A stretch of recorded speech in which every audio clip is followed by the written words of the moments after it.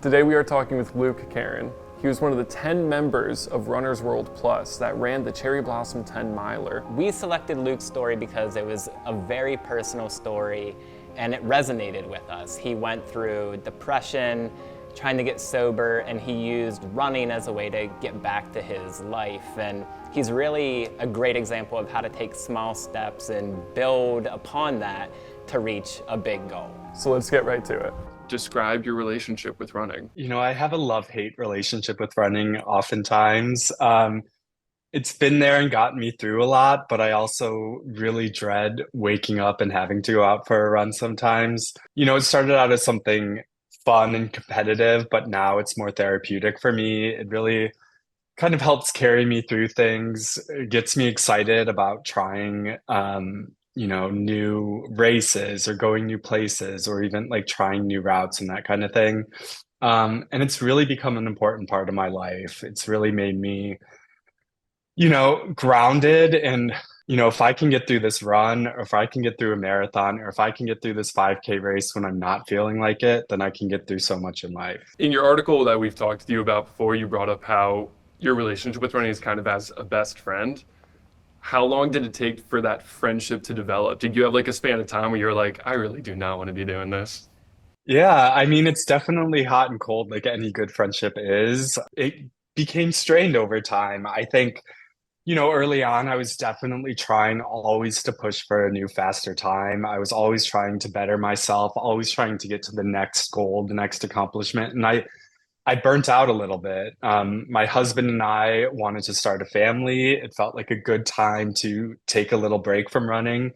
When everyone was jumping in during the pandemic to run, I was kind of taking a back seat. I was like, I've done this thing. I've kind of accomplished a lot of what I set out for. Let me take a little break from it. And it was great for a while. I'd started to go through some depression and, having a tough time, drinking too much and everything.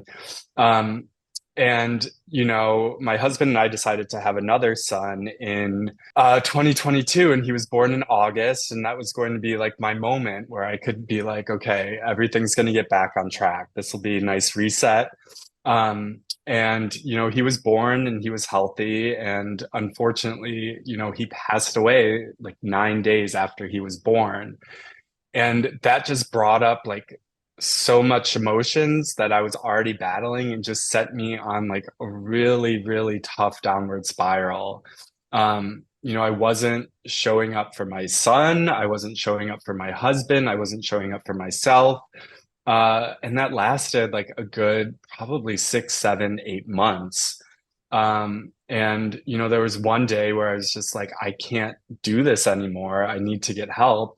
So I went up to get treatment in Connecticut, and it was there that, I was kind of reintroduced to that best friend of mine, which was running. I was 100 pounds heavier than I am now, and I was getting back on the treadmill, turning it on, just like, wow, like I'm never going to get back to where I was. I'm never going to be able to accomplish the things that I once did.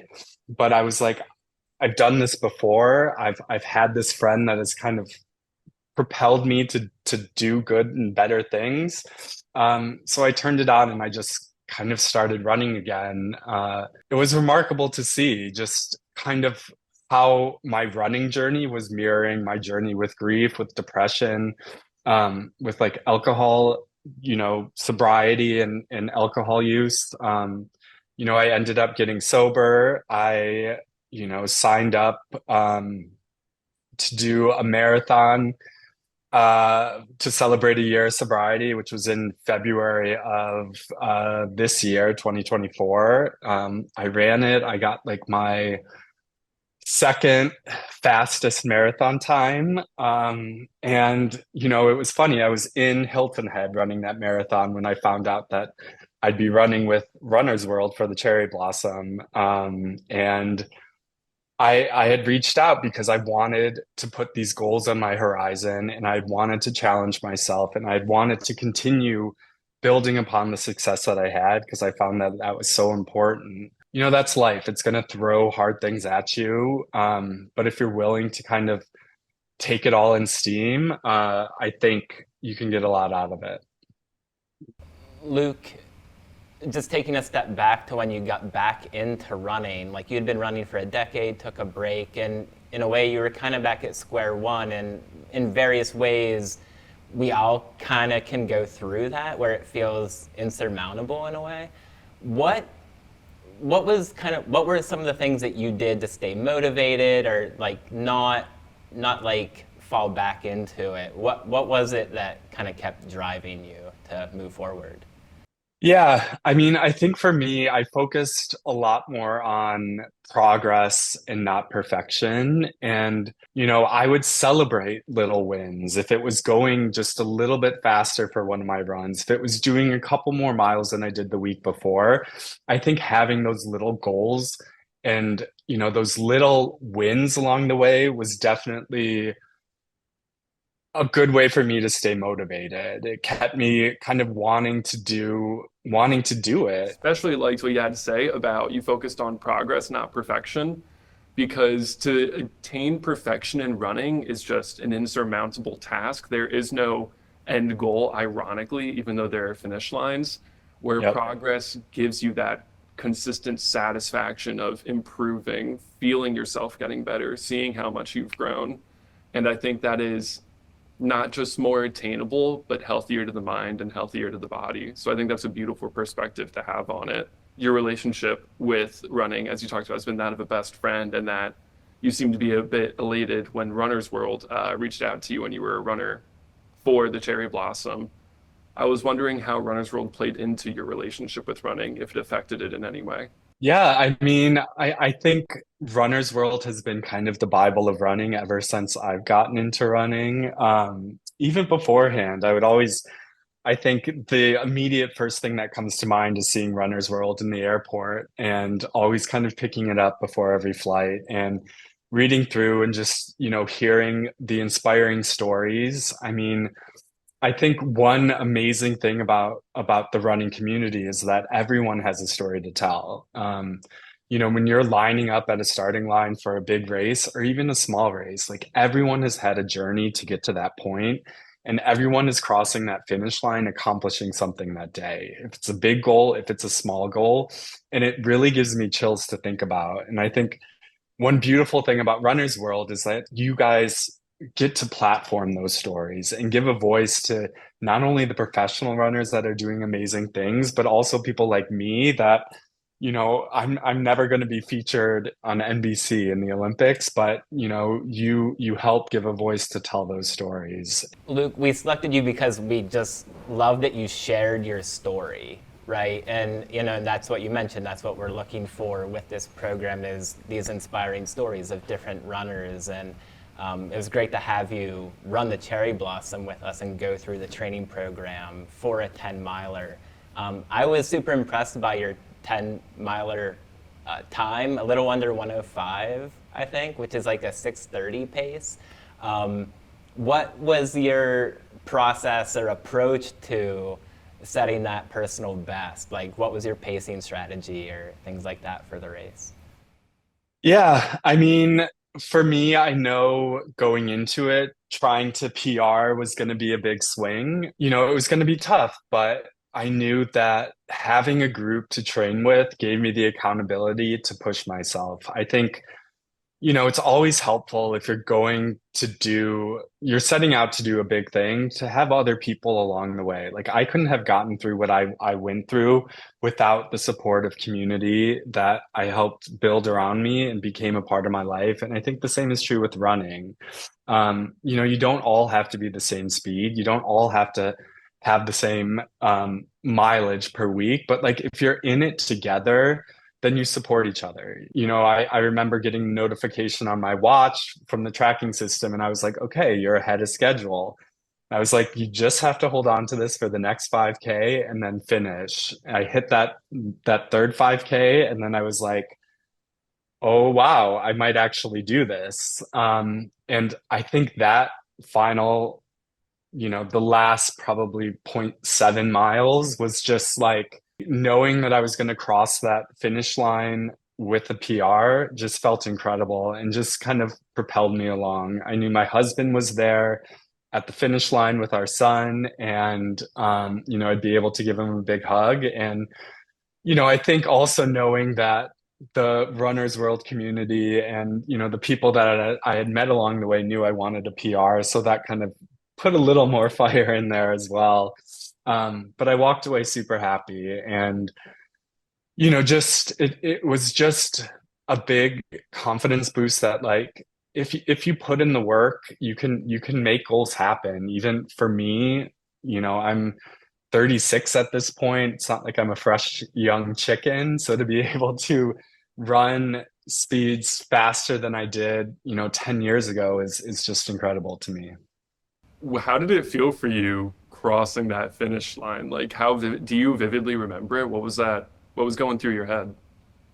Yeah, I mean, I remember it pretty vividly from like mile, I want to say 8 on. And there's one saying that like really helped carry me through that race and through, the marathon that I ran in February. And I attribute it to my little brother because, he was out there, and as corny as it sounds, he was just like, just keep swimming. And it's from either Finding Nemo or Finding Dory. And that's kind of what my mantra has become in so many of my in these races. It's like, just keep swimming. Like, I can so easily get in my head and be like, you shouldn't be pushing this hard. You're not going to finish where you want to. You're going to hit a wall. You're going to, you know, cramp up or something. But if I just let myself relax and just keep swimming, I can make it. So I think during the 10 miler, you're kind of out on this, it's not really an island, but you're kind of running along the river, and you come in towards the mall. And,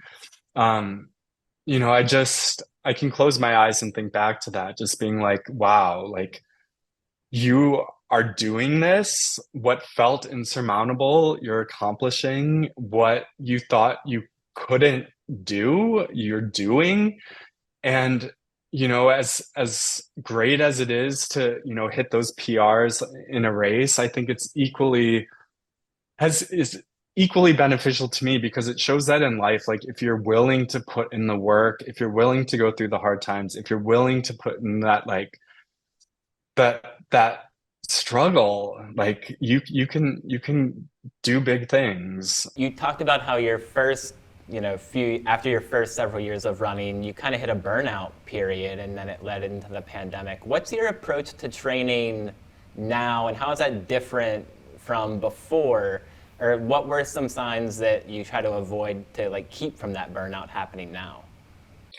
Yeah, I mean, before, every run I went on, I had to try and make it something amazing. Like, I would have to hold a certain pace. I would want to be under a certain pace. Now I take my easy runs easy, and that allows my body to recover, and it allows my body to bounce back and really kind of give it my all in those speed workouts, or have the energy to finish long runs. You know, I'm cognizant of diet and how important that is when you are logging a bunch of miles. I don't go on runs hungry. I fuel my body and I make sure to take care of it. If you don't really listen and respect the sport for what it is and what you're putting your body through, can lead to injury. So I think it's much healthier of a relationship now than it was prior. Become less of a solitary, like, I need to do this to prove to myself, and more of like, I get to do this, I get to be with other people and do really cool things. Were you really running more by feel like a decade ago when you started? Were you following a plan, or was it kind of by feel? It was loosely following a plan. So I would look online and see, like, okay, to train for a marathon, you need to do X number of miles and run so many long runs. But for me, it would be like, okay, let me sign up for this half marathon. That'll count. I would try and follow along, but I didn't really respect it. And it definitely bit me in the butt for prior marathons. I would always hit a wall at like mile 16 or 18. I think my first two marathons, I went out with no gels whatsoever, didn't really pick up water along the way. And I suffered because of that. Like anything else, it takes practice, it takes dedication, and I think really leaning into to listening to what other people have to say. So plan, community, making it fun, those are all things that have really changed it up for you. Yeah, yeah. I mean, I think the community is amazing now. I think the only downside to everyone starting running is it's harder to get into a lot of races than it was before. Everyone is doing it for different reasons, and almost every person you talk to has a really cool story to tell.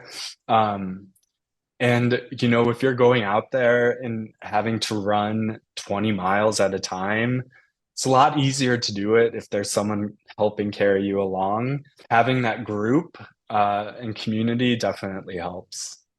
Yeah, I think especially what you said there about running and building the community, where, I mean, it's literally in the word that unity comes from it. Unity comes from the community. And even though you all are having different reasons for doing it, in that moment, you're all facing the same obstacle. So I think it's a very lovely perspective that you can all channel your wants and your desires into that for the same task. So you are just building that innate relationship to overcome it together. I think that's a Yeah. very rare thing to find, especially in a community as an adult. I think running kind of builds that in for you, which is especially nice.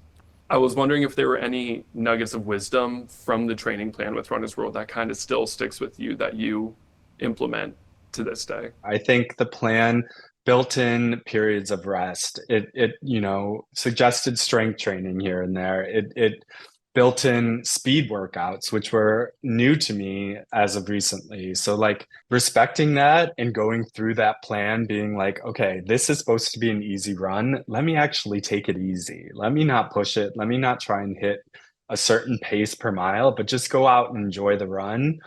And then really kind of dialing in and focusing on those speed workouts and using those as a moment to challenge myself and to try and hit certain paces or try and, kind of build upon the fitness that I had been creating, was beneficial to me. I think, fueling was another thing that's relatively new to me, and something that I think takes quite a while to figure out. You have to find the right gels, you have to know the right mix, you have to know how often you take it. And I think kind of talking through it with Runner's World and the group, let me switch things up and try on the longer runs to try out fueling and find what works for me. Um, and I think it was just cool to see like all the different kind of levels of running that is out there and how you can bond over that. It didn't matter if you were like a back of the pack runner or if you're towards the front. I mean, we all go through similar things and we all go through similar struggles. We all go through not wanting to get up and run on some days. But we also all have accomplishments, and it was really nice to share those with each other and to get to see them, and see that you can do these things when you set out to. So, given everything you said with your training, with the run itself, would you recommend training with Runner's World? Oh, for sure. Yeah. No, I loved every part of it. Again, it was a great community to be a part of. I think, they were always there to answer questions, or share articles that may be worth reading. And it's just a really great resource for, again, anyone that's just starting to run. Like, literally, I had a friend that I was talking to this morning asking me about how to get into running, and I sent them a Runner's World article about a Couch to 5K program. So it's equally beneficial for newbies and people that are new to the sport as it is for someone like me that's been running for 10 years and wants to know the difference between two super shoes. Like I'll go there, or like from gear to stories to training plans. I mean, there's really something there for everyone. Yeah, I especially liked what you said there about the fledgling runner, experienced runners. I like it's there for each person. So I was wondering before we wrap up, if you personally just had Any lasting advice for anyone out there who wants to get into running, who's run for a while? Anything that really speaks to you and appeals to you regarding your passion for running? Just give it a try, first of all.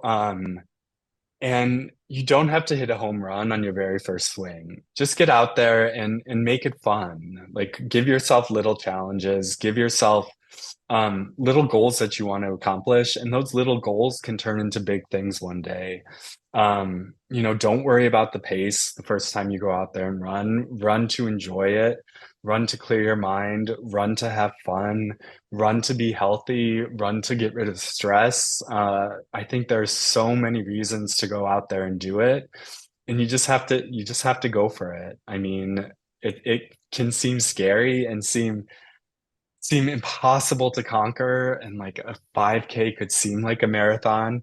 But the secret is with a little bit of training, you can get there. So anyone that's like on the fence when it comes to, do I want to sign up for this or not?